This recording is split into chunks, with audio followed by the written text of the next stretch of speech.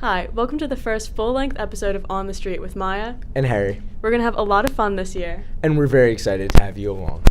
Today's episode will include an interview with our philosophy teacher, Mr. Bucks, and information about pep rally and homecoming. This Friday, October 21st, is pep rally, so don't forget to wear your class color and be loud. Saturday, October 22nd, is our homecoming game.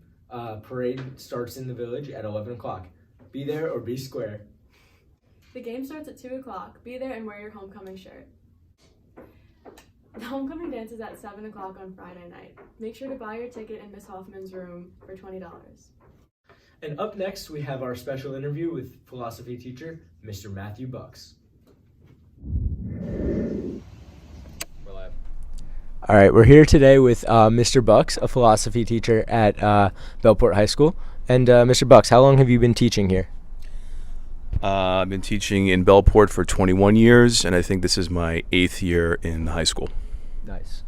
And besides philosophy, what other classes are you teaching here, and how long have you been teaching philosophy? I teach mainly English 10, but philosophy I've only been teaching for 2 years. It used to be taught by... And with philosophy, do you like the what part about it do you like the most? Do you like the thinking part, or is it really more the discussions that are sparked in this class? Well, the thinking and the discussion, they're really two sides of the same coin. They're both the same thing. I've taught philosophy to 7th grade kids. You know, when I first started teaching, I was in the middle school for 10 years. And I did Plato's Allegory of the Cave with them. And, you know, when you start talking about philosophy to kids who've never heard about it before, their faces light up and all of a sudden they get very, very interested in everything. So I feel like philosophy is like an exotic new food that like we totally forgot about, that you know, it's just slowly being reintroduced, you know, to people. And, you know, it's kind of sad because philosophy is the underlying principle that goes into everything you learn in school. Like literally everything you learn in school has an element of philosophy in it if it comes to argumentation or, you know, the rules for good reasoning, right and wrong, you know, all that stuff.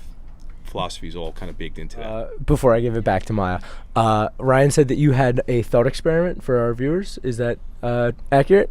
Sure. All right. You ready for What you got for us? All right, this is called the trolley problem.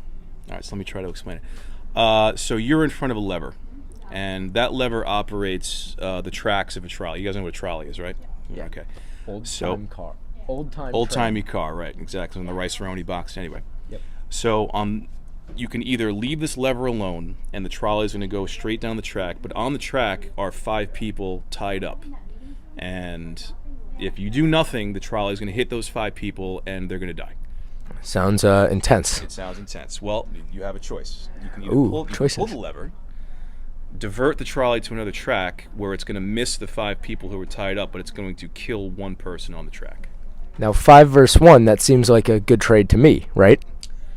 Yes, but if you look at it if you don't pull the lever and you do nothing, are you responsible for the death of those 5 people?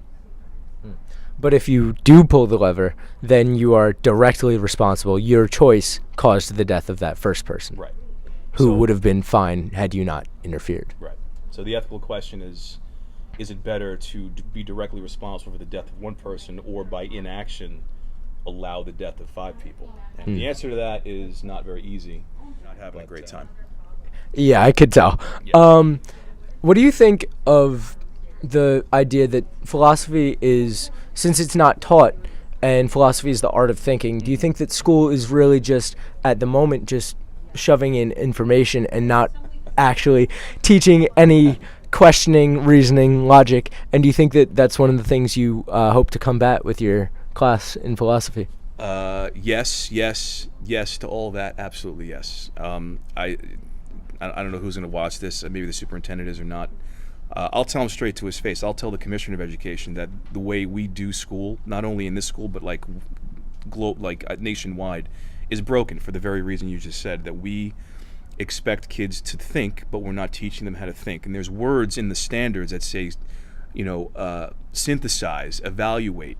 Those are all words that involve higher level thinking, but they do not. We don't teach you guys how to do that stuff. So how do you argue with someone I feel like we see this a lot in today's society. How do you argue with someone who will just not listen to reason? What's the strategy for that Very in simple. this? You walk away. So is that the mark of maturity, is realizing that some people cannot accept answers and then walk away? Yeah, it's also the mark of sanity on the other person's part to not argue with someone who refuses to listen to reason. Like, I can't explain what blue is if you're blind. Actually at 13. So, Mr. Bucks, thank you for your time. My pleasure. All right. Thank you. Thank you. Do you want to... Okay, cut. That's all from us. Keep being real, Bellport. Spirit Week is coming up, and we've been interviewed. Oh my God, yeah. Spirit Week is coming up, and we've been interviewing students around their school. You do it. Spirit Week is coming up, and we've been interviewing students about it. Shut up.